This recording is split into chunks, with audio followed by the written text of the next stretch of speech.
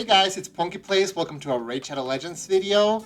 So if you guys didn't see my video from yesterday, I was doing stuff so I can get the Champion Chase Tournament points to get the Epic, and I actually ended up surpassing it.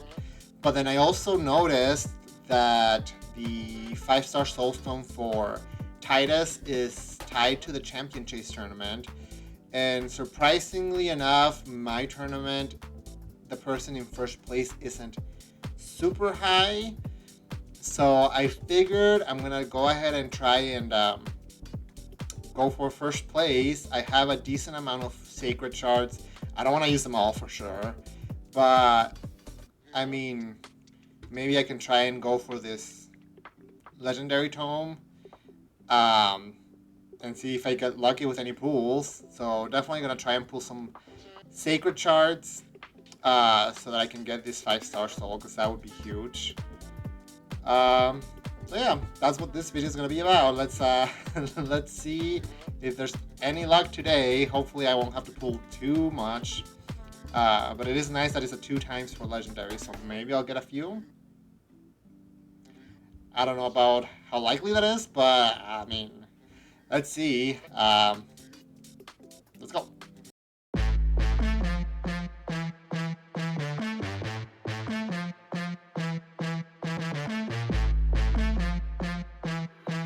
Okay. Black Knight. He is kind of interesting, actually. It's a new champion for me. This A2 skill, doing a continuous heal and increased defense on all allies on a 2-turn cooldown, is actually kind of nuts. So that's really nice.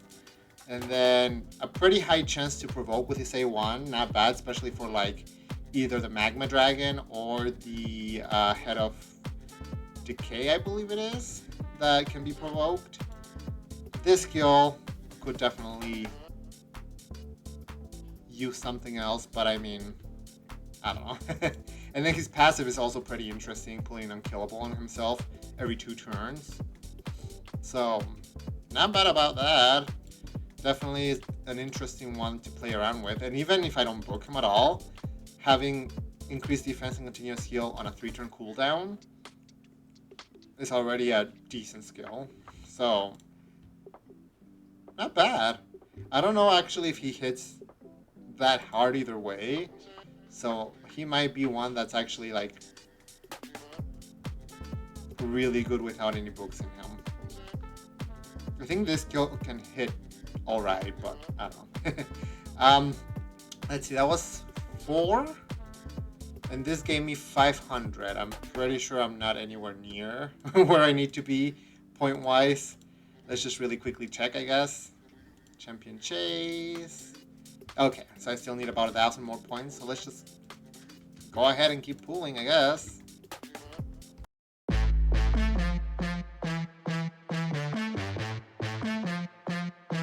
Okay.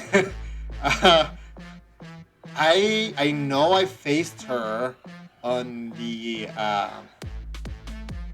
Faction Wars part, and she seems pretty nice. I know she's not like anything crazy, but her kit actually does not seem bad at all. A double hitter, heals herself by 5% of her max HP after each hit. She's an HP champion, so that means not bad. Each hit also has a 40% chance of placing provoke on the target. That's a pretty decent control A1 as well. Decreases the duration of all ally debuffs by a turn on a 4-turn cooldown. Not ideal, but something. Places continuous heal on all allies and a taunt and unkillable on herself for 2 turns. That's pretty nice, at least. It'd be nice if it was on a 3-turn, but still a very decent skill. And then an AoE on a 3-turn, places a shield buff on all allies equal to 25% of her max HP for 2 turns. Again, she's an HP champion, so that can be a very thick shield. And whenever a shield buff placed by her expires or is removed by damage, heals that ally by 50% of their max HP and places a strengthen on them. So those are pretty good buffs and a nice heal. It's a pretty good protecting skill, I guess. And then allies under shield buffs receive 10% less damage. Also pretty nice. Yeah, she seems like a very decent, and like facing her is kind of annoying from what I recall. So that's pretty nice. I wonder what her reviews are. Honestly, feels lower than they should be. Faction Wars, I could see her being best in Faction Wars though. And then HP in all battles by 30%. Okay. Not bad. Also a new champion. Let's keep going because I'll probably need about 1,000 more points, I want to say. Yeah.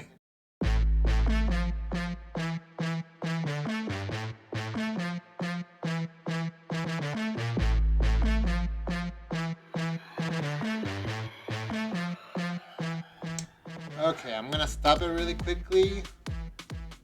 Actually, I don't even know if I had Pan before. I almost want to say that's my first Pan. Not bad. He seems like pretty decent epic. Let's see where I'm at point-wise. Because I want to say I might be past 6,000. Yeah. I mean, the Lego Tome again would not be bad. I'm already first place, but there's still 5.5 hours left to go. So it's very possible that number 2 could end up passing me. So I almost think it's worth spending a few more sacred shards just to kind of solidify that place a little bit more. Maybe. I mean, so far though, the pools have been pretty nice. They haven't been like S tier champions, but I feel like lately most of the champions I pull are repeats. So pulling 2 new champions back to back is not bad at all. And like I said, I want to say Pan is... Okay, maybe Pan is not new. I thought he was. I guess I just haven't built him or used him yet. But that's not bad. I think I might go ahead and just try and hit the 7,500, get that Lego Tome.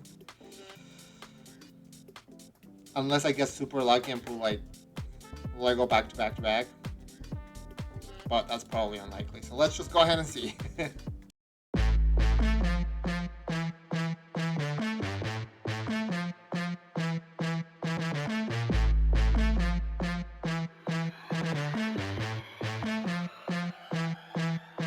Okay, I'll leave it at that. A nice 30. Hold on, I think I might need to move myself so that I can. There you go. A nice 30 sacred shards left.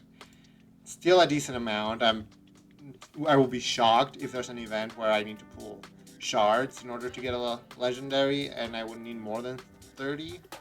So I feel like that should be a safe spot to end at. I could technically pull some ancient shards, which honestly maybe I will, just to get to 250 and raise my points slightly more. That way I can, because I'm at a 2,000 point lead right now, but that's 8 epics plus something more, so it's still not crazy to think that they can pass me. So I don't know. I think I'm gonna go ahead and pull 20 ancients, because again, if there's a guaranteed through ancient shards, usually it doesn't go past 200 ancients. So I should be fine there, and there's a possibility that I pull at least one more epic on there, and that'll give me more points. I don't know. Ancient shards are hit and miss, although I feel like ancient shards tend to give you slightly better pulls than void shards, even on a 2 times. So yeah, I'm gonna go ahead and pull 20 of these. Let's go.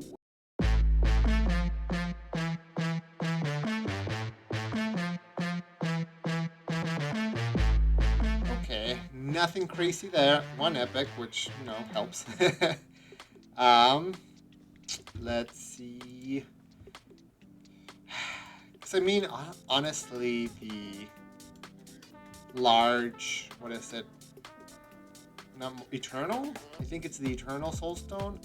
Or I guess 1,000 is enough to get the eternal soulstone. Wouldn't be bad. I don't know. It feels bad spending, because I've been hoarding sacred shards for, I want to say it's been like 4-5 months. I don't know. It's been a few months for sure. So it kind of feels bad to spend that many. But then again, I'm so close to that 1,000 where it almost seems like a waste not to go for it. Let me know what you guys would do if you were this close. Would you just use enough sacreds to go for it, or would you just stop yourself? I might actually end up going for it. Because that would be 7 more pools. If I don't get lucky with a legendary, if I do, that'll be 6 more pools. So yeah, I think I'm gonna do it. So just give me a second. I'm gonna empower some champions, put some champions away, and then be right back. Okay guys, so I'm back. I think I decided to go ahead and do 10 ancient shards and then do the rest in sacreds. That way I'm not like using up too much of each, and then because I've got a lot of ancient shards right now as well. And then depending if I get lucky or not, maybe I won't need to pull as many sacred shards either way. So let's go ahead and try it out.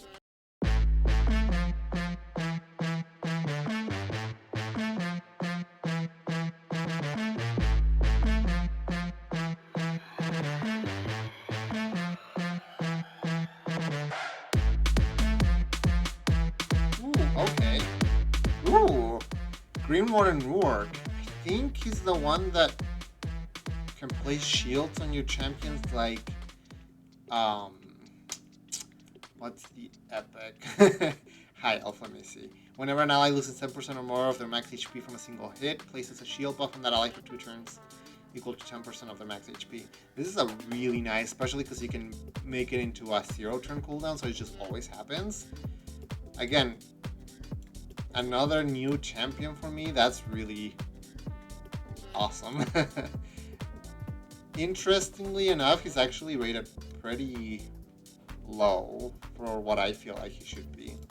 He's got a single hit, transfers all debuffs from this champion to the target, and heals himself by 5% of their max HP for each debuff.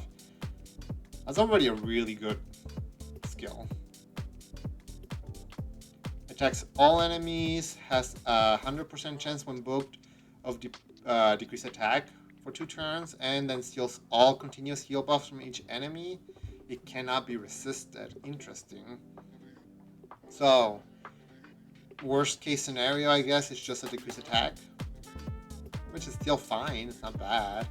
Stealing continuous heals is very niche, but could be useful, especially against bosses that steal stuff from you. So if you've got continuous heals and then they steal it, it's nice that you can just go ahead and steal them all back without it being resisted. And then places Taunt, increase defense and strengthen for 2 turns on a 4-turn cooldown, and it's just on himself. That should be more of like a 3-turn cooldown skill, to be honest, but still not bad. And then the passive, and then defense in all battles by 30%. I don't know. And I think he looks really, really cool. I feel like you almost would think that he would have some sort of poison. I mean, I guess it might be more green, like foresty green, but that like little particle effect almost makes it look like liquid. Makes me think of poison for some reason. I don't know. I think he's a really fun one. Vergus, that's the champion I was thinking of. He reminds me of like a legendary version of Vergus. Because let's see, he does the same thing, but for himself only. So places a shield buff on this champion equal to 10% of their max HP for 2 turns whenever this champion loses 10% or more of their max HP from a single hit. So that's the same skill basically. The only other thing is that he also places continuous heal on himself when his HP drops below 50%, which is nice. But that skill works really, really well with the blessing. I forget exactly what the blessing is called, so I'm just gonna look it up really quickly. It is emergency heal. So they heal whenever a shield buff placed on them expires, is removed, or is broken by an enemy attack. Since they're consistently putting shields on them, especially if you've got it maxed out, you're healing by 15% of your max HP, and that's whenever you're losing 10% or more of your max HP, you're putting a shield, and then that shield goes away. You're healing by more than potentially what you lost. Like, I feel like that's a very gross combo. I faced a few champions that have had emergency heal that are really good at shielding themselves often, and it's just been gross facing them. So I think that could be a really, really mean combo. But yeah, I mean, not bad. I still need to get enough points for the last reward, I guess, on the champion chase. Let's see. So that's basically one more pool. I think I'm just gonna do a 10 more pool though on ancient. So I'm gonna again really quickly put some champions aside and then do a 10 pool and call it good for today, I think. So I'll be back. Okay guys, so I've got enough to do a 10 pool, and that should be more than enough to get the rest of the points I need. So let's just go ahead and hope for the best.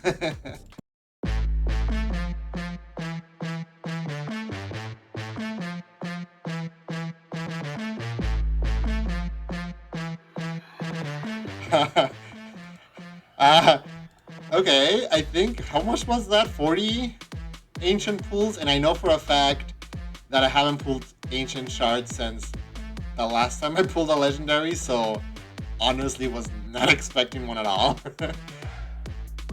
That was really 3 epics in one, and again, a new. I know Gamoran had a rebalance not too long ago, and it's actually, he seems pretty nice now. Like this skill by itself attacks all enemies. He's stealing all of their buffs and then applying a buff spread, taking all of the buffs that he has and applying them to all allies. That's a gross skill. It's kind of nice. I don't mind this at all. Interesting. Wow, okay, well, I mean, nice. Well, definitely don't have to worry about the points here anymore. And I mean, you can see that there's a person trying to get up in points as well. Hopefully they don't reach where I'm at. Because that would very much suck, pulling all those. But, I mean, I feel like that's a pretty comfortable space to be at, I think. I know it seemed this whole tournament, Nasty Toruka was the person in first place the entire time.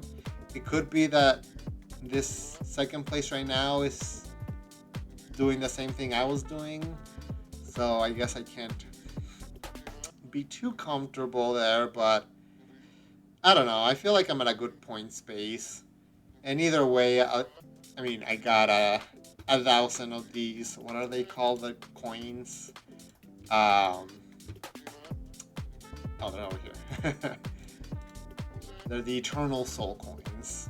So, if I really wanted to, I could turn that into an Eternal Soul Stone and potentially get a 5-star, if not higher, for a different champion that I own. Which reminds me, I don't know if I have...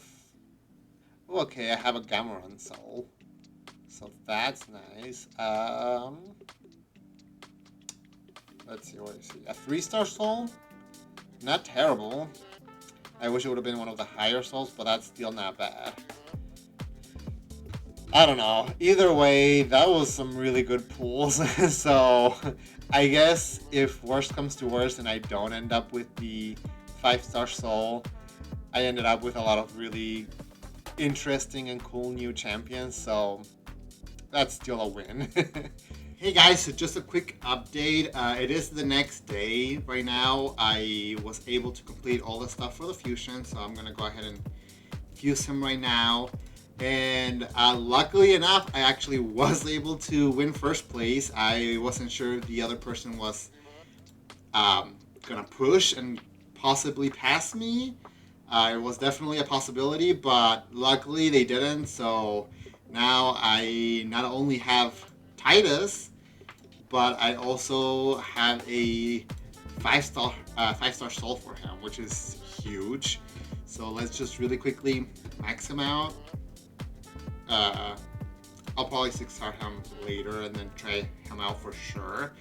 But let's give him that soul that I just got, because that is huge. Let's see. Okay, Awaken. Here he is. I got super lucky. And then also getting that mythical tome is going to be huge too. I am still in the middle of skilling up my Carnage, so I'm not going to be putting it on my... If you did see a previous video, I did pull my first my first pulled mythic champion, which was very unexpected and super exciting. I'm not gonna say who it is, so hopefully you guys watch that video to see. I will say it's not the most exciting mythical, because there's a lot of really crazy broken mythical champions for sure, but he does not sound bad at all. So I don't know, I was excited about it. But there you guys go. That was just a little update. I hope you guys enjoy the video. I am very excited about trying Titus out in different comps. Again, I have Brogni. I haven't built my Brogni yet, but I'm definitely planning on building those two to try them out together. But until the next video, guys, take care.